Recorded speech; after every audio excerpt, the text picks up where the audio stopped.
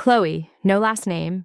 Just the girl who buys heart-shaped ice trays because she secretly believes everything should come with a built-in confession, stands barefoot in her kitchen at 6:58 p.m. with the entire city glowing behind her like it's been paid to set the mood. The apartment smells like vanilla candle, fresh citrus body wash, and the low, sweet hum of summer heat that has been simmering all day and finally decided tonight is the night it boils over. She's fresh from sunset yoga on the balcony, hair still twisted up in a messy knot, wearing the tiniest black running shorts known to man and an oversized white tank that keeps sliding off one shoulder like it's trying to help her make bad decisions. The lo-fi playlist is soft. The fairy lights she strung above the window are twinkling like they know something she doesn't, and the faucet is dripping in perfect rhythm with her pulse when the knock comes.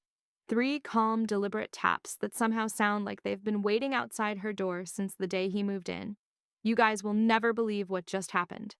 I'm Chloe, 22, still buzzing from sun salutations and the kind of golden hour energy that makes the whole world feel like it's daring you to ruin your life in the best way.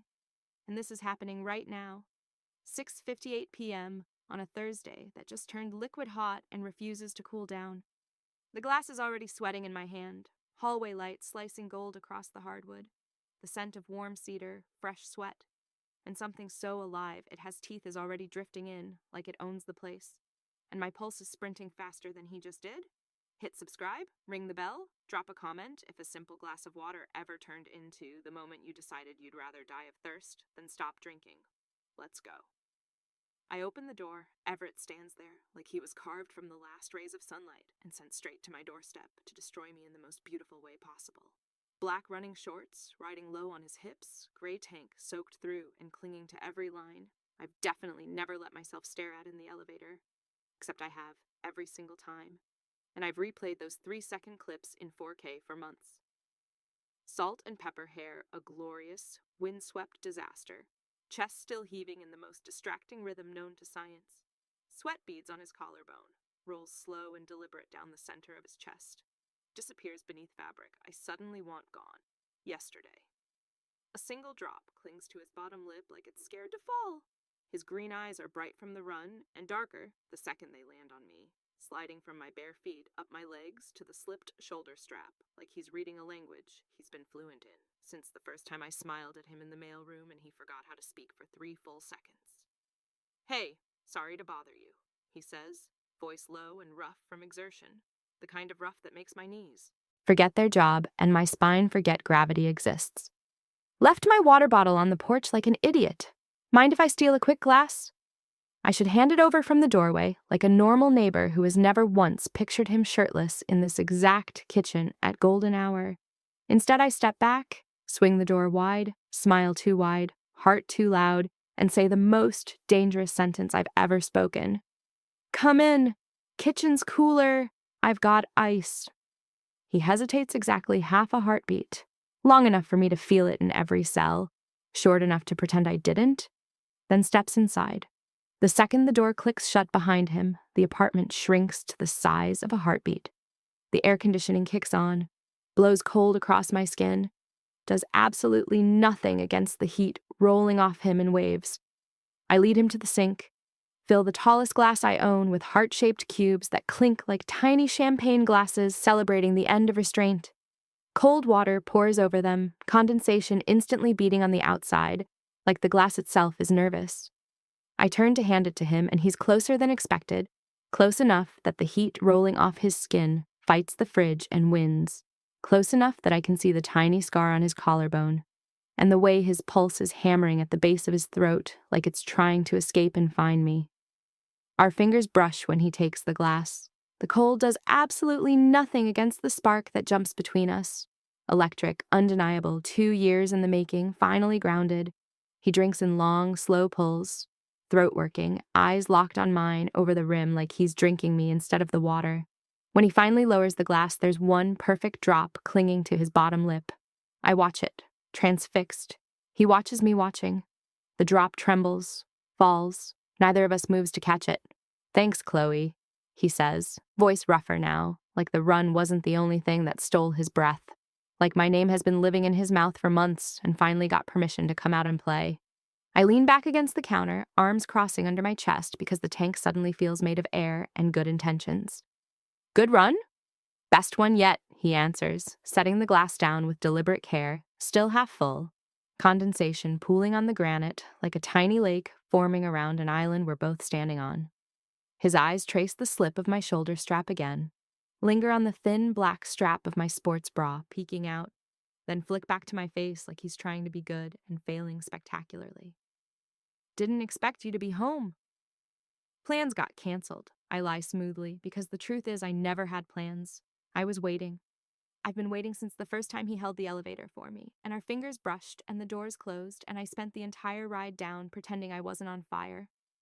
Conversation starts safe, the heat wave, the new trail behind the building, how the sunset looked like fire from the ridge, how he almost turned around twice because he kept thinking about the way I laughed at his stupid joke about the broken dryer last week and how that sound has lived rent-free in his head ever since. Safe lasts exactly 45 seconds. He steps closer, slow, giving me every possible out. I don't take a single one. You okay? He asks, voice softer now, eyes searching mine, like he's looking for permission he's terrified I won't give. I laugh, shaky, honest, done pretending. Define okay. His gaze drops to my mouth. You've been on my mind, he says, so quietly I almost miss it over the blood in my ears. Every run, every night, every time I see you in the hallway and pretend I'm not counting the seconds until the elevator doors close so I can finally breathe again. Every time I hear your music through the wall and wonder what you look like dancing alone. The air conditioning blows cold across my skin again. Does nothing, Everett? I breathe, and it comes out like a plea, like a prayer, like the first honest sound I've made in years.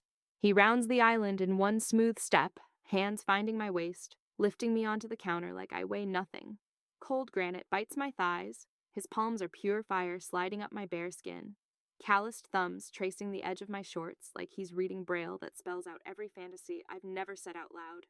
The kiss is instant, open-mouthed, hungry, tasting like cold water in summer and every dangerous desire I've kept corked up since the day he moved in across the hall and smiled at me like he already knew. My legs wrap around his hips without permission. His soaked tank is warm and damp under my hands. I tug, he helps. Fabric hits the floor with a wet sound. My tank follows seconds later, then my sports bra, then every last pretense we've been wearing like armor. Ice cubes clink forgotten in the glass as the counter becomes our entire universe. His mouth is everywhere. My neck, my collarbone, the spot just below my ear that makes me arch so hard the glass tips and water spills across the granite, running in cold rivers between us, pooling under my thighs, dripping off the edge onto the floor. Neither of us cares. He lifts me again, hands under my thighs, carries me the 10 feet to the couch like it's the easiest thing in the world. We collapse together, a tangle of limbs and laughter and breathless curses. The heart-shaped ice cubes melt on the counter, leaving tiny puddles shaped exactly like what just happened. Round 2 starts on the couch, slower, deeper, like we've got all night to map every inch we've been dreaming about. The playlist loops for the third time. The sun dips below the windows, painting everything bronze and lazy. His hands are reverent and greedy. Mine are impatient and worshipful. Every time I say his name, he answers with mine like a vow. Round 3 happens against the hallway. Wall, because we never quite make it to the bedroom. My back to the cool paint, his mouth on my neck, the fairy lights flickering like they're cheering. Round 4 finally lands us in my bed. Sheets twisted, window cracked open to let the night in. City lights flickering across his skin like they're jealous they're not us.